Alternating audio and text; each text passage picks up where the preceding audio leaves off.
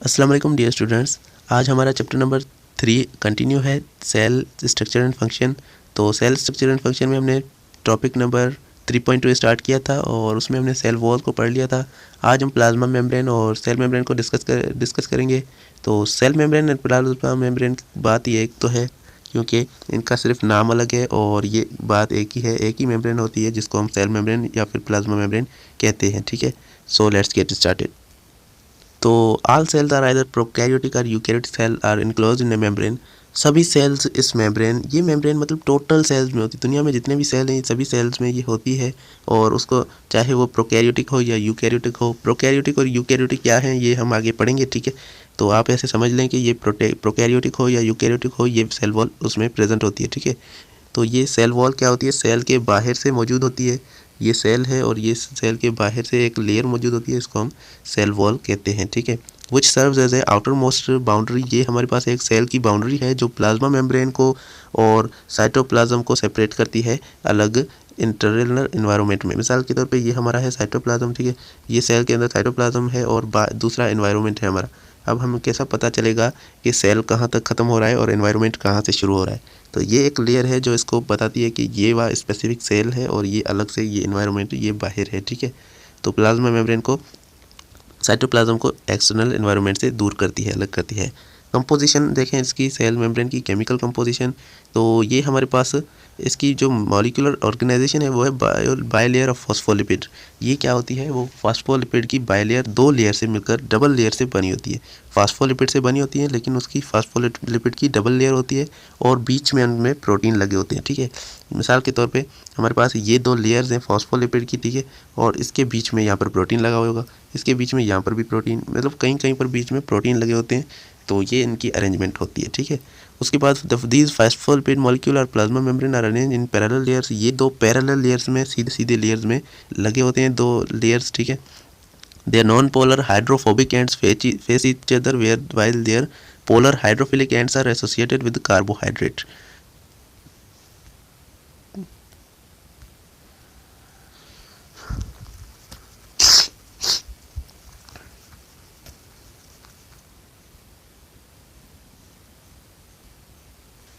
तो इनके जो हाइड्रोफोबिक एंड्स होते हैं, मतलब ऐसे एंड्स ये देखें, मिसाल के तौर पे फास्फोलिपिड का मॉलिक्यूल है।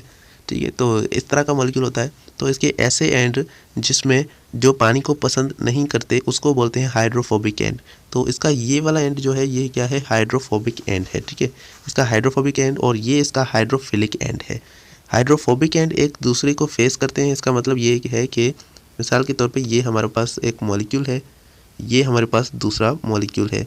तो ये क्या कर रहे हैं, इनके जो हाइड्रोफोबिक एंड है वो एक दूसरे को फेस कर रहे हैं और इनके जो हाइड्रोफिलिक एंड है वो बाहर हैं। ठीक है, तो ये सारे इस तरह लगे होते हैं। ठीक है, आप इस तरह इसको समझ सकते हैं कि ये इस तरह लगे होते हैं हमारे पास पूरी प्लाज्मा मेम्ब्रेन में, ये इस तरह ही लगे होते हैं, जाते रहते हैं। ठीक है, तो इसको कहते हैं हम हाइड्रोफोबिक और हाइड्रोफिलिक एंड। ठीक है, हाइड्रोफिलिक एंड एक दूसरे से अपोजिट होते हैं, उसमें कार्बोहाइड्रेट लगे होते हैं, और हाइड्रोफिलिक एंड में क्या होते हैं, वो एक दूसरे को फेस करते हैं अंदर से। ठीक है, और कार्बोहाइड्रेट और प्रोटीन लगे होते हैं हाइड्रोफिलिक एंड्स पर। ठीक है, plasma membrane also contain several types of lipid and cholesterol. इसमें प्लाज्मा मेम्ब्रेन में बहुत सारे दूसरे टाइप्स के लिपिड भी होते हैं और इसमें कोलेस्ट्रॉल भी हो सकते हैं। ठीक है, इन सम एनिमल सेल्स कोलेस्ट्रॉल में contain 50% lipid molecule of in plasma membrane.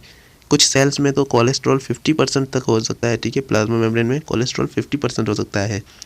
It is absent in plasma membrane cell membrane of most plant cells. बहुत सारे प्लांट सेल्स में ये जो कोलेस्ट्रॉल है ये एब्सेंट होता है, ये मौजूद नहीं होता। ठीक है, most of the membrane consist of approx 50% lipid and 50% protein by weight. बहुत सारे सेल्स में जो प्रोटीन और लिपिड हैं वो 50-50% होते हैं, प्रोटीन भी 50% होता है और लिपिड भी 50% होता है। While carbohydrate portion of glycolipid and glycoprotein constitute about 5 to 10% by mass. तो जो इनमें कार्बोहाइड्रेट मौजूद होते हैं जैसे कि ग्लाइकोलिपिड और ग्लाइकोप्रोटीन, ये क्या है, ये कार्बोहाइड्रेट हैं, और ये हमारे पास 5 से 10% होते हैं सिर्फ इसमें। ठीक है, प्लाज्मा मेम्ब्रेन में। स्ट्रक्चर ऑफ प्लाज्मा मेम्ब्रेन, अब हम स्ट्रक्चर ऑफ प्लाज्मा मेम्ब्रेन को डिस्कस करते हैं। Number of biologist presented different models about the cell membrane. Cell membrane को रिप्रेजेंट करने के लिए, उसको जानने के लिए बहुत सारे साइंटिस्ट ने मॉडल्स बनाए। ठीक है, तो उन्होंने क्या किया, one of the model is sandwich model, एक उसमें सैंडविच मॉडल है। According to this model the cell membrane is composed of lipid bilayer sandwich between inner and outer layer of protein. तो इसमें क्या होता है, सैंडविच में हम क्या करते हैं, 2 लेयर्स रखते हैं और बीच में मसाला डालते हैं। तो ये भी ऐसे है कि ये इन्होंने बोला कि सैंडविच की तरह है, एक ऊपर से लेयर है, एक नीचे से लेयर है और बीच में इनमें लगे हुए हैं क्या बोला, फॉस्फोलिपिड के मॉलिक्यूल्स लगे हुए हैं, ठीक है। Outer layer of protein the basic structure and unit of plasma membrane and all the cellular organelles. ये क्या है, जो ये बेसिक स्ट्रक्चर है, बेसिक यूनिट है प्लाज्मा मेम्ब्रेन का। The modern technology has revealed that the lipid bilayer is not sandwich between 2 protein. ये क्या है, ये 2 प्रोटीन के बीच में सैंडविच नहीं है, ठीक है। तो मॉडर्न टेक्नोलॉजी ने बताया कि ये 2 प्रोटीन है यहाँ पर और बीच में ऐसे सैंडविच की तरह नहीं है, बल्कि इसका स्ट्रक्चर कुछ अलग है, ठीक है। यहाँ पर आप इसका स्ट्रक्चर को थोड़ा देखें तो ये इसका स्ट्रक्चर है। इसमें आप देख सकते हैं कि ये 2 लेयर्स हैं, जो रेड वाले आपको गोल गोल वगैरह नज़र आ रहे हैं, ये इनके हाइड्रोफिलिक एंड्स हैं, ठीक है। और अंदर से जो आपको हाइड्रोफोबिक एंड्स नज़र आ रहे हैं, ये येलो कलर के, ये हाइड्रोफोबिक एंड्स हैं जो आपस में मिले हुए हैं। ये इनके प्रोटीन हैं बड़े बड़े और ये इनके कार्बोहाइड्रेट्स हैं, ठीक है। समझ में आ गया, आगे चलते हैं। उसके बाद फ्लूइड मोज़ाइक मॉडल आता है हमारे पास। ये मॉडल इतना मतलब इम्पॉर्टेंट नहीं है, आप इनको सिर्फ रीड कर लेना। ये मॉडल कह रहा है कि जो स्ट्रक्चर है प्लाज्मा मेम्ब्रेन का वो ऐसे है जैसे कि समंदर में बर्फ़ लगी होती है, आइसबर्ग्स होते हैं सी में, ऐसे लगी होती है, ठीक है। और वो आइसबर्ग्स मूवमेंट कर रहे होते हैं, तो ऐसे ही हमारे पास प्लाज्मा मेम्ब्रेन में जो प्रोटीन लगे होते हैं वो ऐसे ही मूवमेंट कर सकते हैं, ठीक है। तो protein occurs as a mosaic discontinued particles to penetrate deeply. Protein इसमें किसी में डीपली पेनिट्रेट हो जाते हैं और किसी में तो बाहर ही रहते हैं, ठीक है। वो हम आगे पढ़ने वाले हैं प्रोटीन की कितने टाइप्स हैं, ठीक है। तो आगे पढ़ते हैं। The component of plasma membrane are mobile and capable of coming together engaging. इनके जो कंपोनेंट हैं वो एक दूसरे से मिलते रहते हैं, ठीक है। और क्या बनाते हैं, सेमी परमानेंट इंटरेक्शन बनाते हैं आपस में। उसके बाद हमारे पास आता है इंटीग्रल एंड प्रीफरल प्रोटीन। इंटीग्रल और प्रीफरल प्रोटीन क्या है, इंटीग्रल प्रोटीन को हम इंट्रांसिक प्रोटीन भी कहते हैं, प्रीफरल प्रोटीन को हम एक्सट्रांसिक प्रोटीन भी कहते हैं। ये दोनों प्रोटीन प्लाज्मा मेम्ब्रेन के स्ट्रक्चर में मौजूद होते हैं, ठीक है। A class of protein that are directly incorporated within the lipid bilayer. ये 2 लिपिड की बाइलेयर हैं और इनके डायरेक्टली इनके बीच में इनकॉर्पोरेटेड हुआ है, इस मॉलिक्यूल को हम कहते हैं, इस प्रोटीन को हम कहते हैं इंटीग्रल प्रोटीन, क्योंकि ये बीच में ही आ गया है, बीच में फंसा हुआ है। ये प्लाज्मा मेम्ब्रेन है और ये प्रोटीन इसके बीच में आकर अटक गया है, इसको हम बोलते हैं, ये डायरेक्टली इनकॉर्पोरेटेड है, इसको हम कहते हैं इंटीग्रल प्रोटीन, ठीक है। Some of this protein are believed to provide a channel through which water soluble substance such as iron can pass. तो बॉस ये इनमें से कुछ जो प्रोटीन है वो ऐसा कहा जाता है कि वो एक चैनल बनाते हैं, वो एक जगह देते हैं ताकि इनमें से प्रोटीन और इनमें से वाटर वगैरह, इनमें वाटर सॉल्युबल जो सब्सटेंस हैं वो यहाँ से गुजर पाएँ, ठीक है। तो ये एक चैनल प्रोवाइड करते हैं। Can pass back and fourth between the extra cellular and intercellular compartment. इसकी वजह से ये सेल के अंदर जाते रहते हैं, कुछ जो सेल्स वगैरह होते हैं, कुछ कंपाउंड होते हैं वो जाते रहते हैं। ये प्लाज्मा मेम्ब्रेन है, ये प्रोटीन है और प्रोटीन के बीच से ये कुछ मटेरियल गुजर सकते हैं इसमें, ठीक है। उसके बाद है peripheral protein and extrinsic protein भी इसे कहते हैं। A class of protein that are entirely outside of the lipid bilayer. ये क्या है, लिपिड बाइलेयर के आउटसाइड है, लिपिड बाइलेयर से मतलब प्लाज्मा मेम्ब्रेन से ये बाहर खड़ा है, ठीक है। On the other side of extracellular or cytoplasmic surface. ये बाहर भी हो सकता है या अंदर भी हो सकता है। ये देखिए हम मिसाल के तौर पे ये है प्लाज्मा मेम्ब्रेन हमारी, ठीक है। कुछ प्रोटीन इनके अंदर लगे हुए हैं, लेकिन ये एक प्रोटीन है जो बाहर खड़ा है, ये एक प्रोटीन है जो अंदर खड़ा है। तो मतलब ये प्रोटीन है, इसको हम कहते हैं एक्सट्रांसिक प्रोटीन, और ये अंदर भी हो सकते हैं और बाहर भी हो सकते हैं, सेल के अंदर भी हो सकते हैं, सेल के बाहर भी हो सकते हैं, ठीक है। उसके बाद exhibit loose association with membrane surface. ये क्या है, इनकी जो एसोसिएशन है वो मेम्ब्रेन के सरफेस के साथ इतनी ज़्यादा अटैच नहीं होती। The protein which may possess lipid, lipoprotein or carbohydrate glycoprotein side chain are arranged in mosaic within the cell membrane। ये क्या है, इसमें ये ग्लाइकोप्रोटीन भी इसमें मौजूद होते हैं और लिपोप्रोटीन भी इसमें मौजूद हो सकते हैं, ठीक है।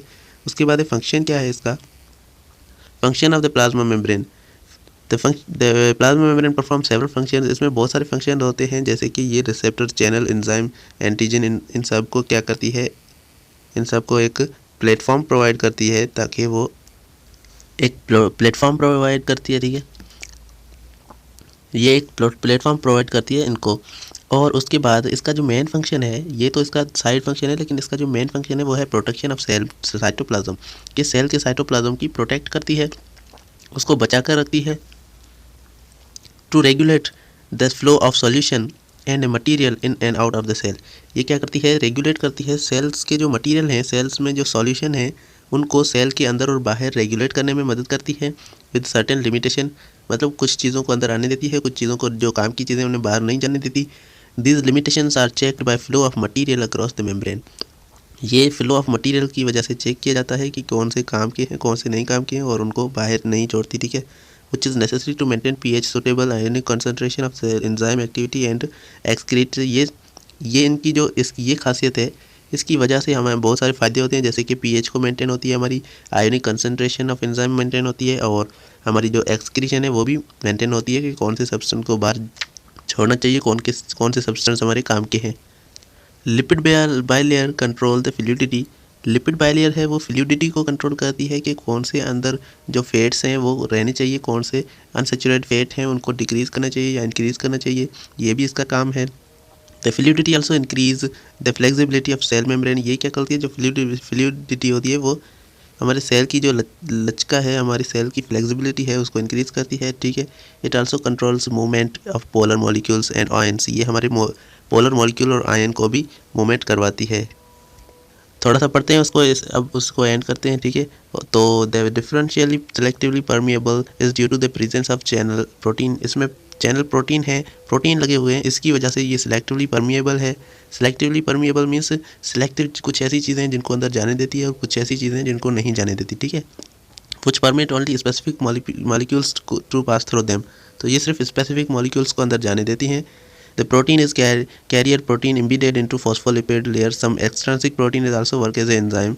कुछ extrinsic protein enzyme के तौर पे काम करते हैं जो इनमें लगे होते हैं, embedded हुए होते हैं phospholipid की बाइलेयर में, ठीक है। जैसे कि ATPase complex synthesize ATP, ठीक है। ATPase complex है वो ATP को synthesize करता है। Some protein are conjugated protein. कुछ protein इनमें conjugated protein है, work as a receptor of different hormones. ये कुछ रिसेप्टर के तौर पर काम करते हैं हार्मोन्स की वजह से। Other molecules while the protein work as antigen like RH protein RBC। तो ये कुछ प्रोटीन इसमें जो होते हैं, दूसरे प्रोटीन होते हैं वो एंटीजन के तौर पे काम करते हैं, जैसे कि RBC हो गया, ठीक है। तो ये आज का हमारा इतना टॉपिक था। आज की वीडियो में हमने इतना पढ़ा, और अगली वीडियो में हम role of plasma membrane in regulating cell interaction and its environment ये पढ़ेंगे। सो हमारे चैनल को सब्सक्राइब करके बेल आइकन को प्रेस लाजमी से कर देना। Thank you so much for watching.